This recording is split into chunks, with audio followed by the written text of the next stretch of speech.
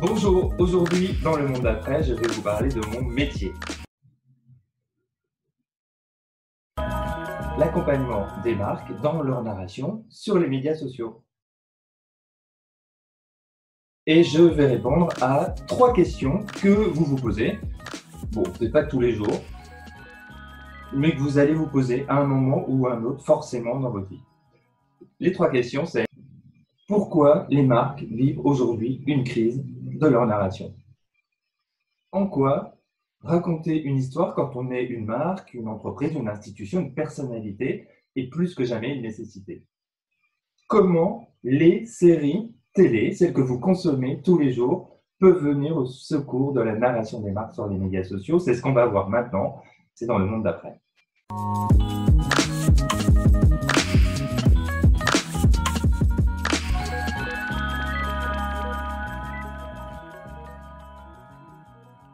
Alors comme maintenant je donne des cours, je fais des formations, je suis super équipé, enfin j'ai Zoom quoi, et ça me permet de vous projeter des slides. Voilà, donc vous me voyez en petit carré en haut à droite et on va commenter les slides comme si on était ensemble dans la même salle. C'est super, le virtuel, on adore. Les enjeux de la narration pour les marques, c'est quoi aujourd'hui? Alors on vient d'une histoire assez récente en fait, où les marques s'expriment à travers des plateformes de marques qui sont souvent construites autour de mots-clés. Donc c'est un peu synthétique, un peu métallique. Je vous ai mis 2 exemples ici, franchement pris un peu au hasard, parce que des plateformes de marque, il y en a plein. Elles ressemblent à peu près toutes à ça. Et en fait, elles manquent un tout petit peu de matière, d'humain et d'histoire, tout simplement. On a vécu plus récemment, avec l'avènement notamment des médias sociaux, une montée en puissance dans la nécessité des marques de faire du storytelling, grand buzzword de ces 5 dernières années, de produire du brand content. L'une des marques reines dans le domaine, c'est Red Bull, qui est partie d'une boisson produit unique qui permet de donner du peps pendant des soirées animées. Et pour enrichir le contenu de la marque, eh bien, il y a eu le développement de toute une stratégie de contenu qui en fait aujourd'hui une marque qu'on connaît aussi bien pour sa boisson que pour ses événements sportifs dans le territoire de l'extrême, avec une vraie puissance de production que assez peu d'autres marques ont réussi à égaler.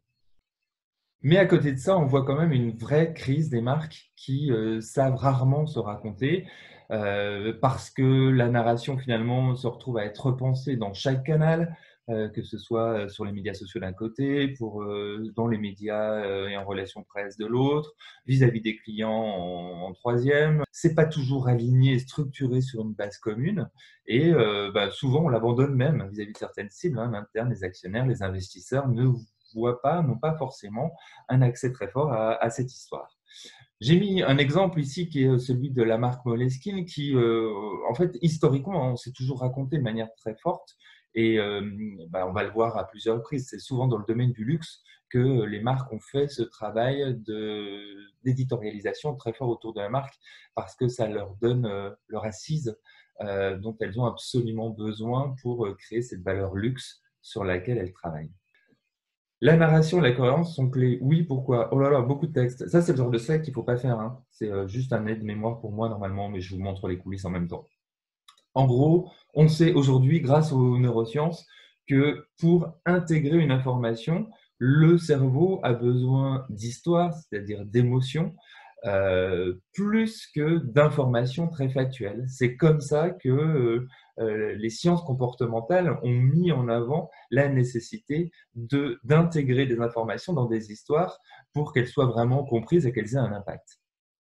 Il y a en deux une multiplication des canaux d'information et ça veut dire que pour ne pas se perdre et ne pas disséminer des informations et des histoires d'ailleurs qui racontent des choses différentes, on a besoin d'avoir une structure de base, des fondamentaux très très forts, très assis pour créer derrière un ensemble qui soit lisible.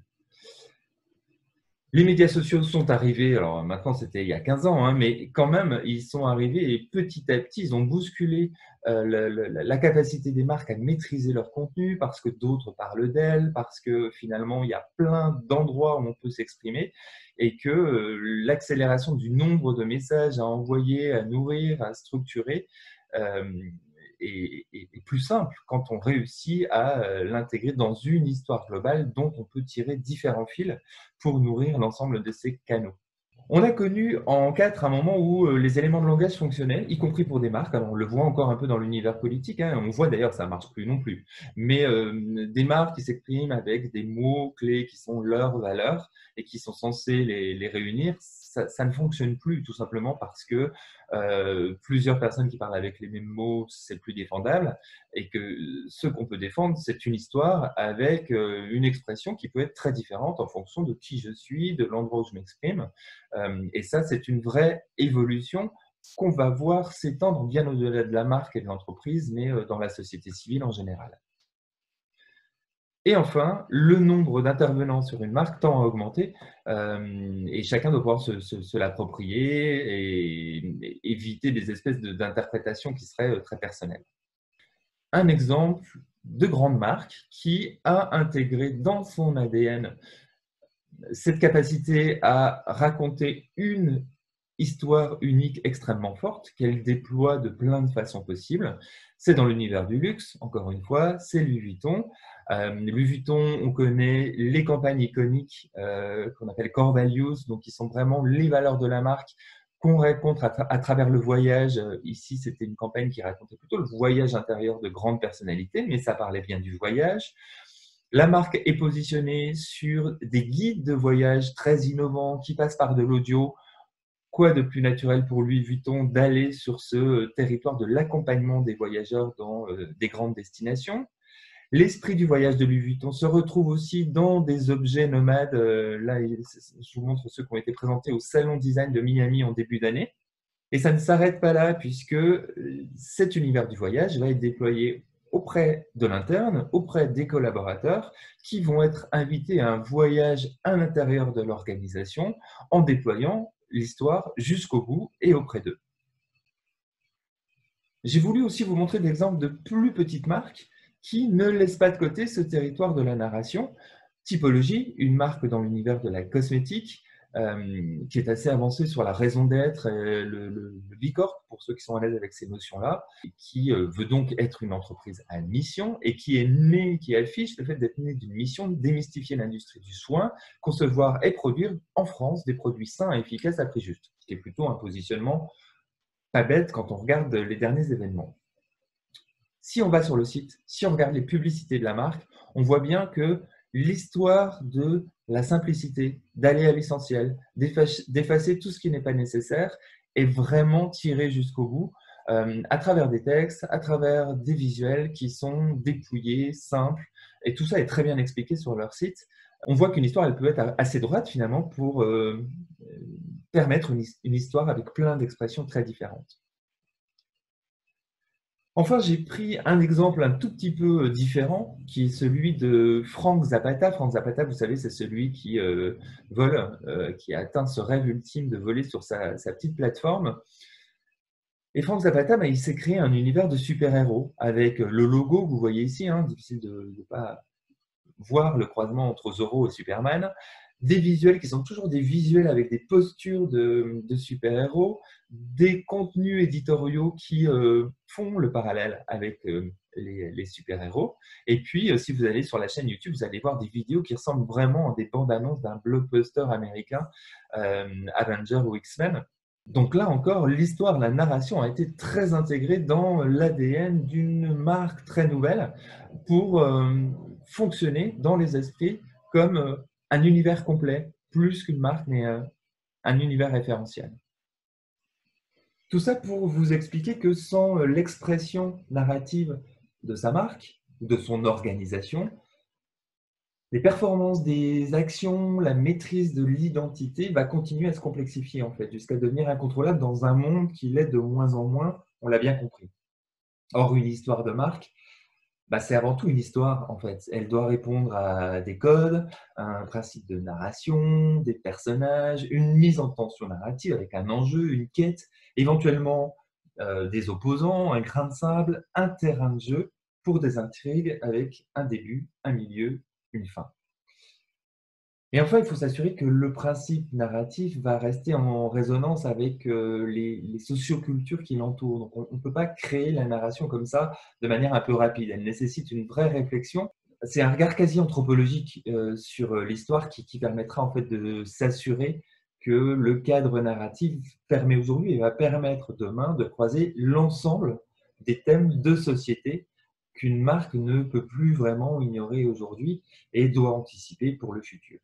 Donc, comprendre les enjeux d'influence et les mécaniques virales va dans ce sens-là être extrêmement important. Et c'est en ça que mon métier historique, celui des RP, s'inscrit en fait particulièrement bien dans cette réflexion autour de la narration de marque. Donc, vous allez me dire comment s'en sortir pour ajouter une vraie densité à la narration des marques. La réponse que j'ai trouvée, c'est, je suis allé la chercher dans une de mes autres passions, qui est les séries télé. Et je me suis souvenu que les séries télé, finalement, utilisent un certain nombre d'outils depuis des dizaines d'années qui s'appliquent particulièrement bien aux enjeux des marques. Quand on crée une série télé, qu'est-ce qu'on fait? On crée une Bible. Et la Bible, c'est vraiment la colonne vertébrale de la série. C'est son référentiel. C'est une façon de se raconter, de manière assez narrative d'ailleurs, en fiche d'identité qui sera utile avant, pendant et après même la production d'une série. C'est un outil de vente en amont et c'est un référentiel en aval pour tous ceux qui travailleront de près ou de loin sur la série. C'est un document de travail en général d'une dizaine de pages et qui couvre 5 éléments clés. Le premier élément, c'est le pitch. Donc le pitch, c'est facile, hein, c'est le résumé de la série en quelques lignes, 5 lignes en général. On comprend très rapidement ce dont il s'agit. En deux, le concept. Le concept, c'est une ou deux pages qui développent le pitch et ajoutent des éléments sur le ton de la série, qui est évidemment un élément clé. On découvre les principes narratifs, les ressorts récurrents, l'intrigue de fond et ces développements vont également y être développés pour bien comprendre s'il y a un côté feuilletonnant derrière cette série ou si ce sont finalement une succession d'épisodes unitaires. En trois, la mécanique. Donc la mécanique, on va la développer sur la saison 1 en général quand on en est à l'étape de la Bible et on pitch une dizaine des premiers épisodes pour démontrer que la mécanique est puissante, qu'elle a du souffle, qu'elle en a sous le pied, qu'on va pouvoir vraiment aller puiser de la matière sur plusieurs épisodes et qu'on ne sera pas essoufflé à la fin du premier. On sait déjà gérer la mise en place de ce premier épisode, mais aussi la projeter dans un déroulement puissant et attractif pour la suite. En 4, un focus sur la présentation des personnages. Ils sont tellement importants ces personnages que parfois la Bible se résume à leur présentation. Je vais vous en montrer un exemple juste après. Le cinquième élément, c'est la note d'intention. Alors, on n'y pense pas souvent à la note d'intention et pourtant, c'est un élément clé de tout acte créatif culturel. Ça permet de révéler les émotions que l'on souhaite provoquer chez le spectateur ou le téléspectateur. Alors, c'est au-delà de rire ou émouvoir, hein. C'est voir le monde autrement, se surprendre en permanence avec des twists, revisiter l'histoire. Enfin, ça peut être tout un ensemble de choses très différentes, mais qui montrent en tout cas qu'on sait ce qu'on attend comme réaction de la part des téléspectateurs. Alors, si je vous montre ça avec des exemples, Plus belle la vie, vous voyez le pitch. Plus belle la vie est un feuilleton quotidien mettant en scène la vie d'un quartier imaginaire de Marseille, le Mistral, et de ses habitants, hommes et femmes de toutes les générations, plongés au cœur d'histoires romanesques ancrées dans la réalité sociale d'aujourd'hui. Des intrigues haletantes avec des gens ordinaires dans des situations extraordinaires. On ne peut pas dire que je sais tout de la série, mais quand même, j'en sais le principal. Je comprends à peu près la promesse qui m'est faite, si je vais voir cette série, de quoi on va me parler, même si je n'ai jamais regardé Plus belle la vie. Si, il y a des gens qui n'ont jamais regardé Plus belle la vie, je les vois. Un autre exemple avec Lost. Donc Lost, pour les plus jeunes d'entre vous, c'est une série qui a marqué sa génération, puisque ça a été l'une des séries événements à l'époque où il y en avait 10 ou 15 par an, et pas des centaines, qui marquaient les esprits pour longtemps. Si on regarde la Bible de Lost, elle est intéressante parce qu'elle est fondée sous forme de questions, mais en fait, elle fait le travail de concepts. En racontant le genre du show, ils se définissent comme un adventure show, un show d'aventure, et ils déclinèrent le fait qu'ils sont, à travers un show d'aventure, un show médical, un show d'investigation, un show de science-fiction, enfin, ça couvre tout un ensemble de territoires. À quoi ressemble la première saison? Donc, on va nous raconter comment la première saison va égrener différents enjeux et les mettre en place de façon haletante. Et ensuite, on nous raconte que ça va être possible de faire vivre 13 personnages principaux chaque semaine et que tout ça va être fait grâce à un équilibre malin qui est extrêmement réfléchi. Donc la Bible de Lost est un très bon exemple de cadrage d'une série. Je crois savoir qu'en fait, elle a été écrite après le tournage du pilote.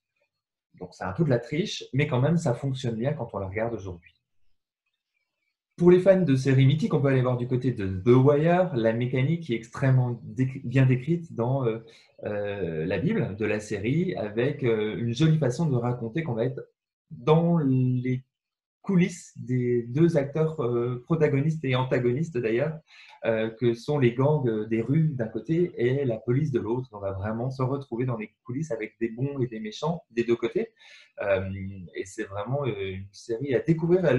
Elle marche, pour être franc, assez moyennement sur moi, mais elle est intéressante à découvrir pour un nouveau style de narration qu'elle a vraiment créé et qu'on a revu beaucoup depuis. Elle est plus compliquée à découvrir aujourd'hui, mais allez voir. Stranger Things, qui s'appelait, comme vous le voyez ici à l'époque, Montauk, c'est le nom de la série lorsque la Bible a été créée, qui nous raconte parfaitement bien la structure, le pitch, le ton et le style, les personnages, des enfants qui sont au centre. Tout ça est extrêmement bien détaillé dans une Bible assez riche.